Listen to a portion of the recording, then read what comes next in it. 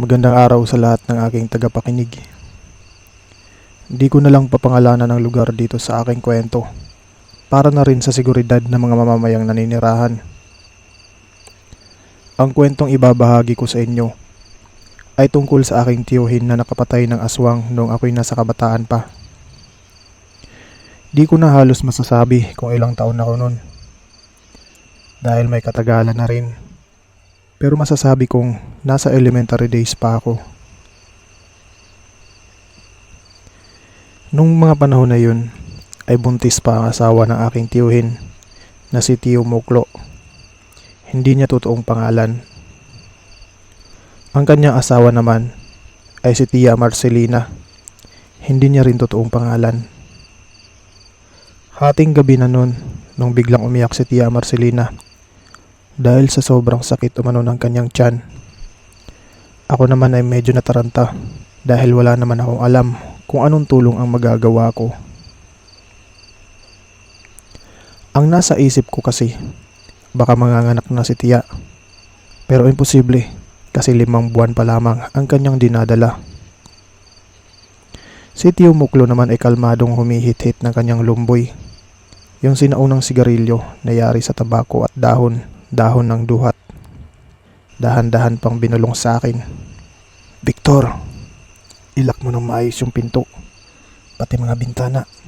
Doblehin mo ng lock ang mga bintana. Lagyan mo ng malalaking pako sa bawat gilid. Opo, Tio. Mahinahon ko namang sagot sa kanya. Habang nasa loob kami ng saradong bahay, ramdam ko ang lamig ng hangin na humahampas sa aming lamparilla. Halo-halo na ang mga ingay sa labas. Pati yung mga alagang manok namin na natutulog sa puno ng abukado ay humuhuni. Animoy may nakikita sila o may nararamdaman silang ibang elemento. Alam nyo yung kakak ng manok. Yung kak kak kak kak. Ganon na ganon ang naririnig ko. Umiiri sa sakit si Tia Marcelina. Hindi niya mawari kung paanong posisyon ang gagawin niya para lang maibsan ang sakit ng tiyan niya. Nasa lantay o katre silang dalawa ni Tio. Samantalang ako naman ay nakapatong sa malapad na tabla doon sa gilingan namin ng mais. Muklo, langga, ano ba tong nararamdaman ko? Sobrang sakit, baka makunan ako nito. Wika ni Tia. Ano ba kasing ginagawa mo kanina? Nagbubuhat ka yata na mabibigat kanina. Hindi naman, langga. Naglalakad-lakad lang kami ni Victor sa may kalsada pero di ko namalayan biglang sumulpot sa harap ko si Manang Ika. Nabunggo ko siya pero wala namang nangyaring masama kasi mahina lang naman yung pagkabangga ko sa kanya. Nakangiti pa nga siya, sabay sabing mag-iingat ako sa dadaanan ko. Saan ba galing yun si Ika? Di ka pa rin ba naniniwala? Yan si Ika, usap-usapan ng aswang dito sa barangay natin. Ilang beses na kasi yan nakita ni Yoyo Buning. Napauwi sa kanila sa madaling araw. Saan pa ba galing yun? Sa tanda niyang yan, aalis siya ng gabi tapos uuwi siya ng madaling araw. Tapos ang haba-haba ng damit niya. Tama na, langga, lalong sumasakit ang tiyan ko. Parang may nararamdaman akong dugo sa paanan ko. Victor, pakiabot nga ng flashlight ko, yung lighter na may flashlight. Opo, Tio. Pagkailaw ng pagkailaw ni Tio Muklo sa paanan ni Tia, bumungad sa amin ang napakaraming dugo na umaagos galing sa duster niya. Tumutulo ito pababa sa sahig namin, nagawa sa kawayan. May silong kasi yung bahay nila, Tio. Maya-maya konti ay may pamilyar na tunog akong naririnig sa may silong ng bahay. Tunog ito na isang pato na umiinom ng tubig. Nagkatinginan kami ni Tio at nanlaki ng sobra ang mga mata namin. Paano nagkaroon ng pato sa silong ng bahay namin? Wala naman kaming alagang ganong klaseng hayop. Dito na nagpintig ang tainga ni Tio Muklo at dali-dali nitong kinuha ang kanyang pinakatinatagong kutsilyo. Ang klaseng kutsilyo na yon ay ni minsan hindi niya ito inilabas dahil sa sobrang lala umano ng kutsilyong yun. Ang ibig sabihin ng lala, mga kadila, ay sobrang makamandag. Victor, dito lang kayo sa loob. Kahit anong mangyari, huwag mong iwanan ang tiya mo.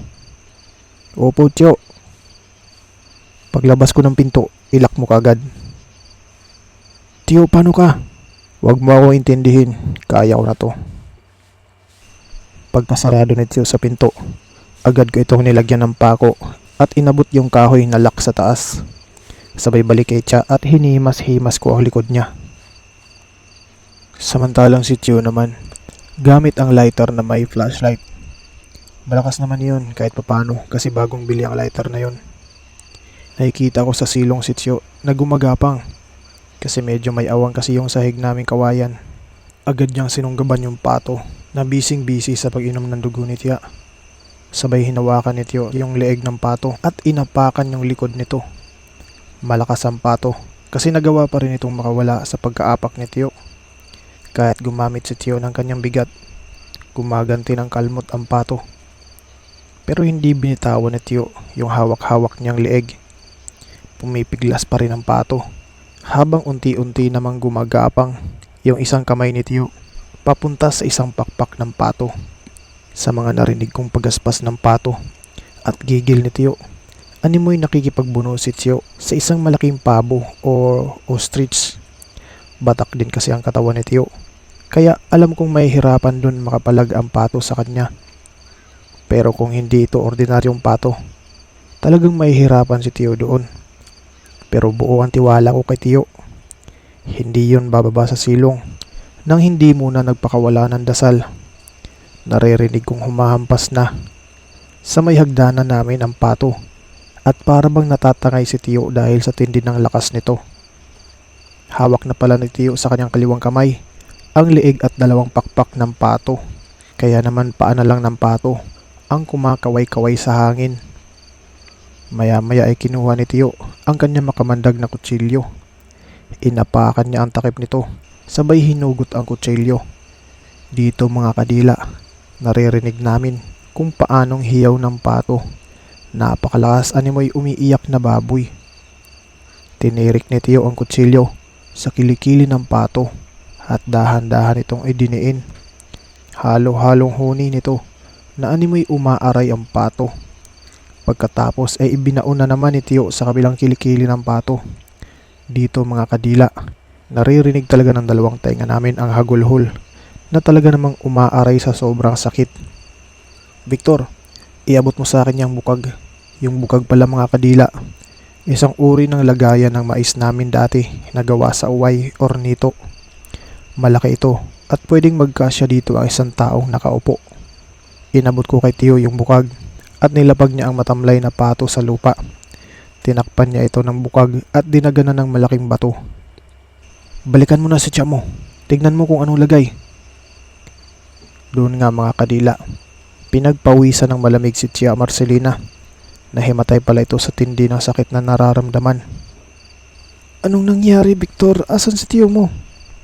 Andyan sa may hagdanan tiya, nakaupo. Maya-maya ay pumasok na si tiyo. Kitang-kita ko ang pagod sa kanyang itsura. Marcelina, pisting yawa. Baka aswang yung pato na nahuli namin ni Victor. Saan naman nanggaling ang pato na yan? Kahit kapitbahay natin, mga walang alagang pato yun. Yun nga lang pinagtataka namin ni Victor. Pero kumusta ka na pala? Masakit pa ba ang tiyan mo? Oo lang, medyo masakit pa konti pero hindi na katulad kanina. Kaya ko na to. Bigyan mo na lang ako ng maiinom. May mainit na tubig pa naman dyan sa termos. Bagong lagay yan ni Victor kanina. Tiyo, may dugo sa kamay mo. Hindi ka kaya nasugatan? Wala siguro akong sugat. Wala namang mahapdi sa pakiramdam ko. Mabuti kung ganun, Tiyo. Napabilib mo ako kanina, Tiyo. Di ko inakalang may alam ka pala sa mga ganyan. Nagdadasal ako, Victor, na sana'y bigyan ako ng lakas ng ating Panginoon. Sana nga ordinaryong pato lang yun. Yung tipong naligaw lang. Halika, Victor. Tulungan natin magpunas ang tiya mo para makapagbihis na siya kaagad. Pagkatapos makabihis ni tiya mga kadila, napasulyap ako sa orasan namin sa bahay. Nasa 2:00 na pala. Nilagyan namin ng mga tabla yung sahig at pinalitan na din namin ng banig. Tahimik na ang paligid. Tanging hampas na lang ng pakpak ng pato ang naririnig namin mula sa labas. Animoy nagwawala itong pato, ngunit wala na itong lakas para makatayo. Malaki ang naging hirap nito dahil dalawang malalalim na sugat sa magkabilang kilikili ang natamo nito. Nakapalibot kaming tatlo sa banig at naghawak kamay. Ramdam ko ang panginginig ni Tia Marcelina. Tuloy-tuloy lang sa pag-comfort si Tio kay Tia habang pinapatay namin ang oras.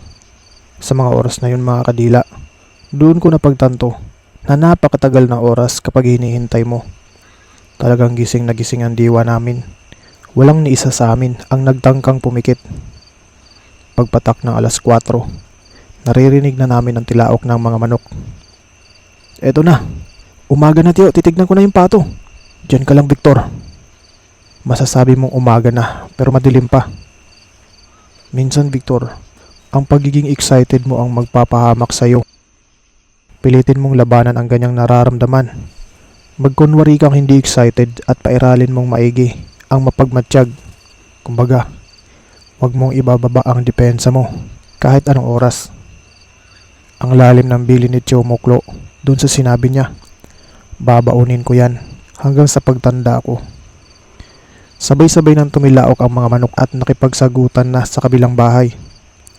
Nakikita kong unti-unti nang lumiliwanag, kaya dahan-dahan kong binuksan yung bintana. Sinilip namin ni Tio yung bukag at tinakip niya sa pato. Doon pala inilagay sa bandang dulo ng silong ng bahay. Sa unang tingin, kinakabahan pa ako. Akala ko nasira yung bukag at lumusot yung mabigat na bato. Nilapitan namin ng konti ni Tio. Dahil hindi pa naman ganun kaliwanag kaya't hindi masyadong klaro ang nakikita namin. Laking gulat namin dalawa noong bumungad sa mga mata namin ay isang tao na nakahiga ng nakabaluktot sa loob ng bukag. Halos mapalundag ako sa gulat at takot noon. Napahawak ako sa balikat ni Tio. Tan-awa ra! Nasipyat bagod ko! Wika ni Tio sa Bisaya. Uwang ibig sabihin sa Tagalog. Tingnan mo nga. Tama nga ang hinala ko. Aswang talaga. Nag-anyong pato ka lang pala. Rinig na rinig ko ang ungol ng taong nahihirapan. Nagmamakaawa ito ng sobra. Animoy, tumutulo ang sipon nito at laway sa kakaiyak. Napakakawalan siya at patawarin na siya. Hindi niya daw ginusto ang mga nagagawa niya. Sino ka ba? Pagalit na tanong ni Tio. Babae ka yata, mahaba ang buhok mo eh. Pauwiin niyo na ako. Hindi na ako ulit, hindi ko ginusto to. Pawang sambit ng babae. Kahit paanong titig sa mukha ng babae, hindi ko siya makilala. Dayuhan lang ang babaeng ito. Tigasan ka ba? Sabihin mo lahat para hindi na kami magtatanong at pauwiin ka na namin. Yun pala ay taga-kabilang isla lang pala ang babaeng yun. Napakalayo naman ang dinayo mo para makapambiktima. Talagang sa asawa ko pa talaga ang napili mo. Napakawalang hiya mo talaga. Patawarin mo na ako. Pauwiin mo na ako. Wala naman akong nasaktan sa inyo. Anong wala? Nakuna ng asawa ko. Anak ko ang nakasalalay sa ginawa mo.